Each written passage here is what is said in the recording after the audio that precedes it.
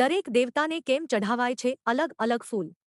કયા દેવને પસંદ છે કયું ફૂલ? હિન્દુ ધર્મમાં દરેક શુભ કાર્ય અને પૂજામાં ફૂલોનો ઉપયોગ કરવામાં આવે છે. આ ફૂલો પ્રકૃતિની સુંદર ભેટો જેવા છે અને દેવતાઓને ખૂબ પ્રિય છે. દરેક ભગવાન દેવીના પોતાના મનપસંદ ફૂલો હોય છે અને તેમની પસંદગી મુજબ તે ફૂલો તેમને અર્પણ કરવામાં આવે છે. આ કરવાથી ભગવાન પ્રસન્ન થાય છે અને ભક્તને આશીર્વાદ આપે છે. ધતુરાના ફૂલો, હરસિંગર, નાગકેસરના સફેદ ફૂલો, સૂકા કમળ, ગટ્ટે, કનેર, કુસુમ, આક, કુશ વગેરે ભગવાન શિવને અર્પણ કરવામાં આવે છે. ભગવાન શિવને ક્યારેય કેવડાનું ફૂલ અને તુલસી અર્પણ ન કરવી જોઈએ. સૂર્યદેવની પૂજા કરતી વખતે તેને કનેર, કમલ, ચંપા, પલાશ, આક, અશોક વગેરેના ફૂલો ચઢાવવામાં આવે છે.